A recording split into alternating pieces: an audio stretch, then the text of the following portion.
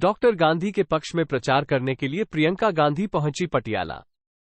महिला न्याय के तहत हर जरूरतमंद परिवार की बुजुर्ग महिला को 1 लाख रुपए सालाना सहायता देगी कांग्रेस प्रियंका गांधी। महिलाओं के लिए नौकरियों में 50% हिस्सेदारी सुनिश्चित करेगी कांग्रेस प्रियंका गांधी। आज श्रीमती प्रियंका गांधी विशेष तौर पर पटियाला में कांग्रेस प्रत्याशी डॉक्टर धर्मवीर गांधी के पक्ष में प्रचार करने पहुंची। उन्होंने यहां महिला न्याय शिखर सम्मेलन के तहत हजारों महिलाओं की एक सभा को संबोधित किया। प्रियंका गांधी ने सबसे पहले पंजाब से अपने जुड़ाव का जिक्र किया और कहा कि मैं एक पंजाबी परिवार की बहू हूं और पंजाबी लोगों की सेवा, समुदाय और आम भलाई की भावना को समझती हूं।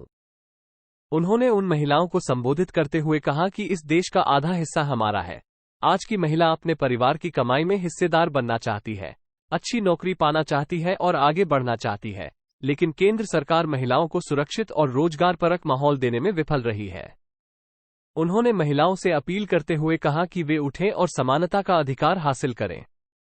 उन्होंने कहा कि देश के प्रधानमंत्री के बयान उनके पद की गरिमा को तार-तार कर रहे हैं।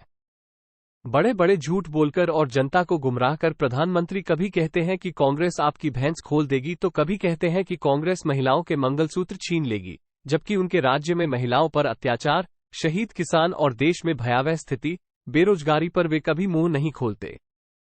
लेकिन इसके विपरीत कांग्रेस इस देश की प्रगति, समाज और देश के संविधान को बचाने की लड़ाई लड़ रही है। कांग्रेस ने अपनी गारंटी में महिलाओं के लिए न्याय का विशेष रूप से उल्लेख किया है, जिसमें प्रत्येक जरूरतमंद परिवार की सबसे बुजुर्ग महिला को 1 लाख रुपए की वार्षिक सहायता और महिलाओं के लिए नौकरियों में 50% आरक्षण शामिल है। इसके अलावा उन्होंने कहा कि पटियाला संसदीय क्षेत्र भाग्यशाली है कि उसे डॉक्टर धर्मवीर गांधी जैसा ईमानदार और निडर व्यक्ति उम्मीदवार मिला है, इसलिए उन्हें बड़ी बढ़त के साथ जीतना होगा।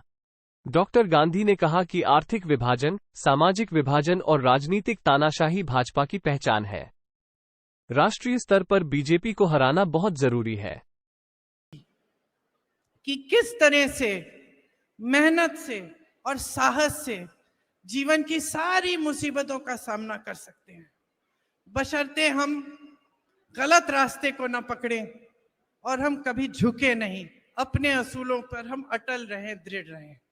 एक ढीठपन होता है, वो ढीठपन अपने असूलों के लिए होना चाहिए। तो ये सब मैंने सीखा और सीखते सीखते ये एहसास भी हुआ कि हमारे देश में पंजाब की कितनी भूमिका है, हमारे पूरे देश की संस्कृति, हमारे समाज में किस तरह से पूरे देश को आपने आगे बढ़ाया है। यहाँ के किसानों ने हमें हरियाली दी, हमारे अन्नदाता बने। हरित क्रांति जब हुई, अपनी मेहनत, अपने खून पसीने से इस धरती को सींचा। यहाँ के शहीदों ने हमारी आज़ादी की लड़ाई लड़ी। गर्व है मुझे कि आज हमारे मंच पे आप बैठी हैं। भगत सिंह जी ने क्या किया हमारे देश के लिए। तो ये है पंजाब और यह है पंजाब की अहमियत हमारे देश में और खास तौर से मेरे जीवन में, मेरे दिल में।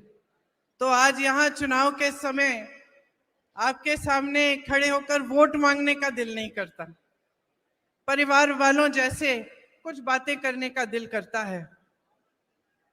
सबसे बड़ी बात तो यही है कि हमारा देश आज किस दिशा में जा रहा है। हम सब बहनें हैं, सबके बच्चे हैं, और जो भी है, कोई बड़े परिवार का हो, कोई गांव का हो, कोई किसान का हो, किसानी खेती करता हो, सब क्या चाहते हैं अपने बच्चों के लिए। हम अपने बच्चों के लिए यही चाहते हैं कि एक अच्छा मजबूत भविष्य बन जाए, अपना जीवन ईमानदारी से जिएं, सबका भला करें, वही पंजाबियत, सबका आदर करें, सबके तरफ प्रेम से देखें और सबको साथ लेके चलें। यही हम चाहते हैं।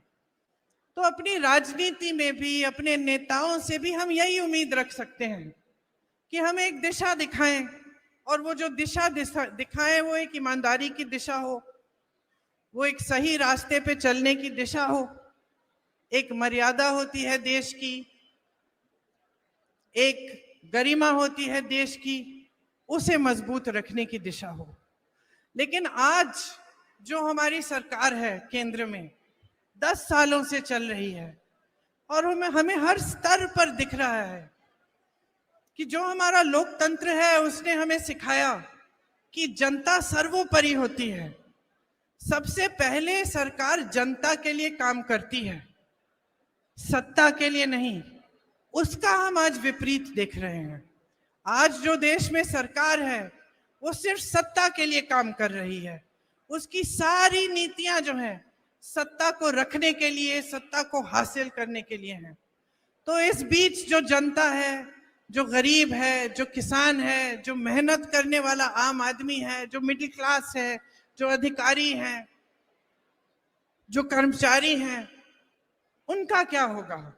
अगर सारी नीतियां बड़े बड़े खरबपतियों के लिए बन रही हैं, सारी नीतियां सिर्फ सत्ता के लिए बन रही हैं, तो आम जनता का क्या होगा?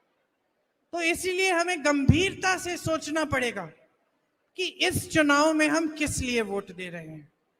क्या हम सिर्फ किसी का भाषण हमें पसंद आ गया,